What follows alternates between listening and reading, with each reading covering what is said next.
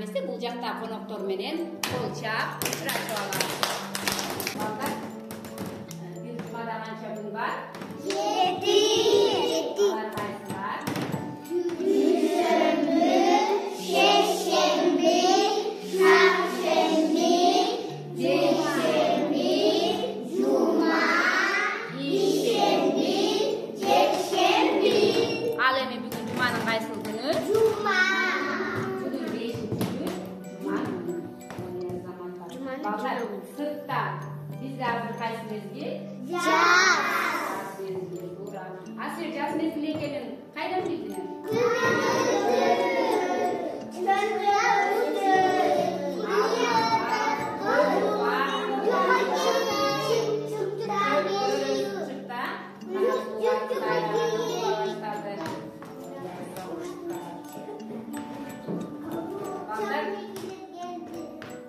Канаттуулардын баардыгы учуп келе баштады. Ой, бул эмненин үнү балдар? Канаттуулардын үнү экен, а? Канаттуулар аябай кооз сайрашат экен. Анда эмесе, мен бүгүн силерге канаттуулар тууралуу кенен маалымат берем. Канаттуулардын жашоосу балдар көп кырлуу жана ажайып кооз экен. Канаттуулар чоң жана кичинекей дагы аябай кооз, мисалы ак жана кара, сууда жашаган жана кургакта жашаган болуп бөлүшөт экен. Биздин Кыргызстан балдар тоолуу жана токойлуу өлкө болгондуктан биздин бийик тоолордо көптөгөн канаттуулардын түрлөрү да жашайт. Мисалы бүркүт аябай канаты чоң канаттуу экен. Андан кийин куш балдар карагачы. Анан улар деген канаттуу дагы балдар тоодо жашайт экен. Булар салкын абада жашаганды аябай жакшы көргөндүктөн ошол бийик аска тоолордун боорлоруна, тоолорго уя салып, ошол жактан өздөрүнүн балапандарын басып чыгарышат. Ал эми бизде тоодо гана эмес, токойлордо дагы жашаган канаттууларыбыз бар. Аларга карка, карасаңыз балдар, аябай кара экен. Тааныйбыз да карганы. Андан кийин таранчык деген чымчык балдар, аябай кичинекей канаттууга келишкен, аябай кооз сайраган. Андан кийин биз тааныган сагызган. Сагызган дагы биздин чөлкөдө жашаган канаттуулардын бири.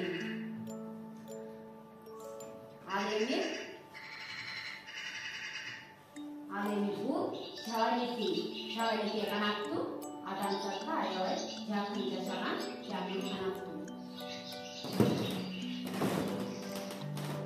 Ал эми бул күкүк балдар. Күкүк карасаңар аябай кооз сайрайт экен. Караңызчы, сайраган аябай кооз экен. Балдар, биздин канаттуулар тоодо жана токойдо гана жашабастан, бул канаттуулар сууда жана суунун тегерегинде, кургакта, бул жакта талаада дагы жашаган канаттууларыбыз бар экен.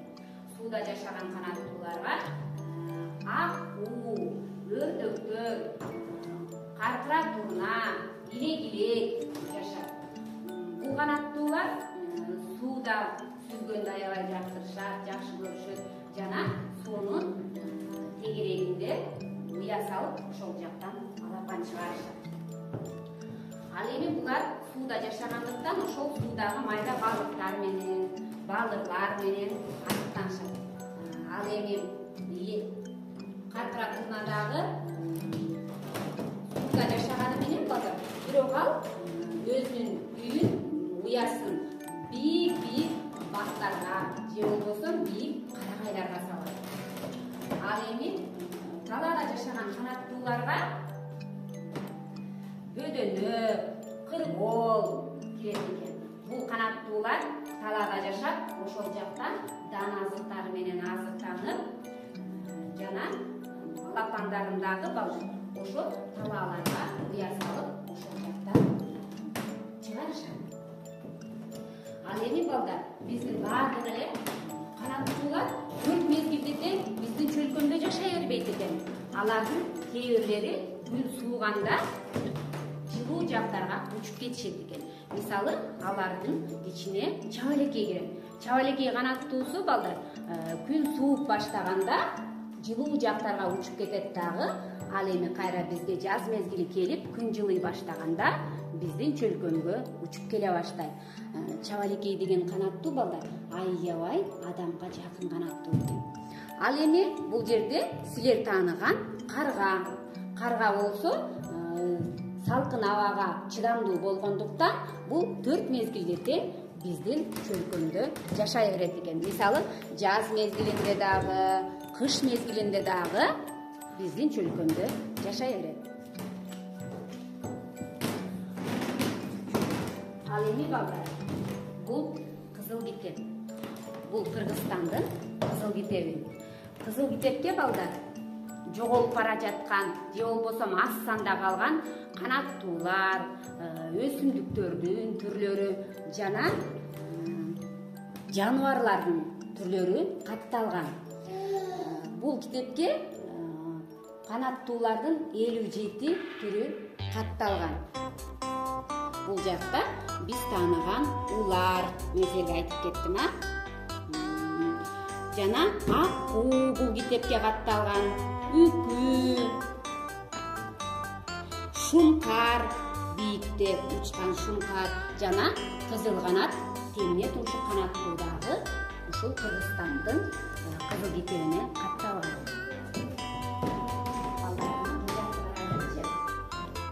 Кайсы жомок эле кана ким айтат? Чабалекей менен жылан деген жомок.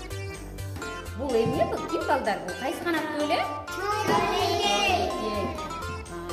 Бул эмне? Жылан эмне кылып жатат балдар?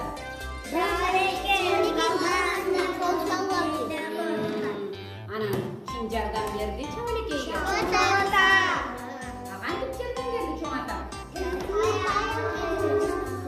Аягы менен жыланды чалып, андан кийин жыланды алып, чабалекейдин балапанды анан эмесе балдар? Чарчады окшойт. Эс алып алайын.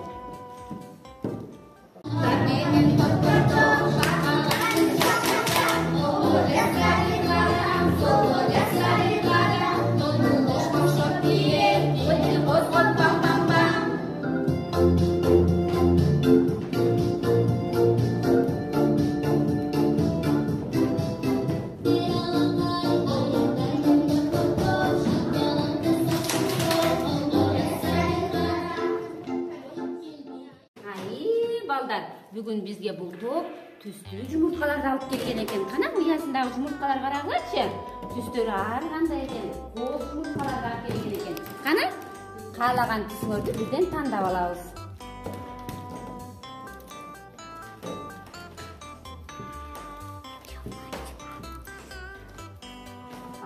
Колуңардагы жумуртканын түстөрү кандай экен?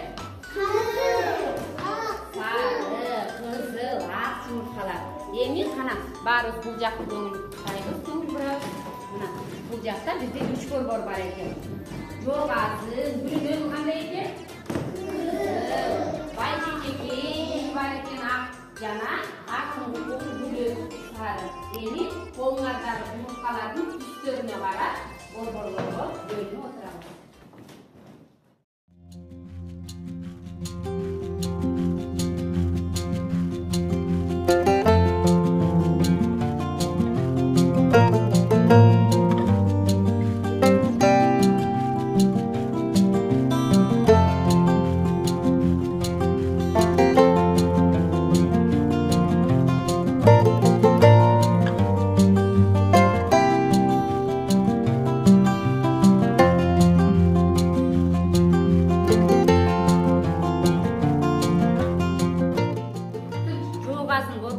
Балдар, бүгүн чабалекейдин сөлөкөтүн жүн менен согобуз. Ак жана кара түстөрдү пайдаланабыз. Ак жүндөн, анан кара жүндөн.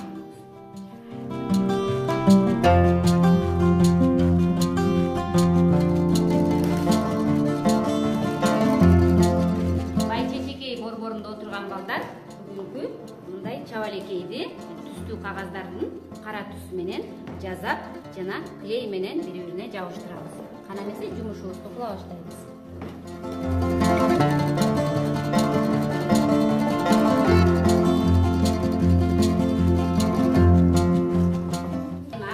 Борборунда отурган балдар канаттууларды уясын пластилинден үзүп алып, ана алака нуска салып, жумшартып, ийилеп, бири-бирине жабыштырып, мындай уя жасайбыз. Кана.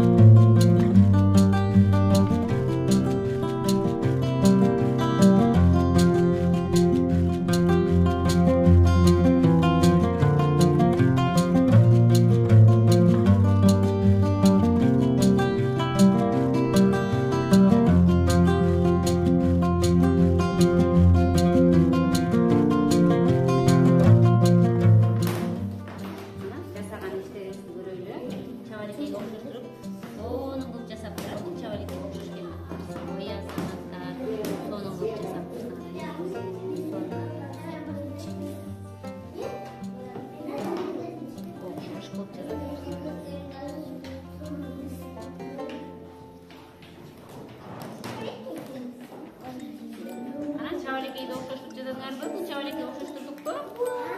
Не, азаматтар. Көздөрүн да сонун кылсыңар. Азаматтар жакшы жазасыңар.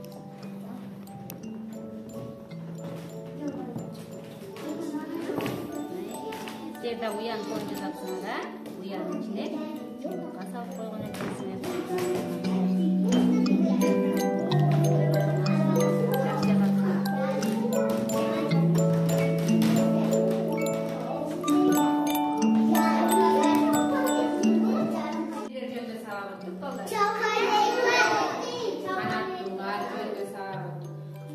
Канаттуулар эмне менен азыктанышат экен? Мускалар менен, дан азыктар менен, жемиштер менен, азаматтар бакалар менен. Биз жоголуп бара жаткан канаттууларды кайсы китепке киргиздик? Кызыл китепке канча канаттуу киргиздик? Кыргызстан канча канаттуу катталган экен? 57 түрү катталган. Канаттуулар бири-бири менен кантип пикир алмашат экен балдар?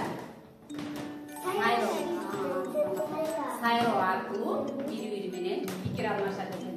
Балдар, силерге бүгүнкү сабак жактыбы? Ооба. Бүгүнкү сабак балдар мага дагы аябай жакты. Кана өзүбүздүн сабакка кандай катышканыбызды баалайлыкчы.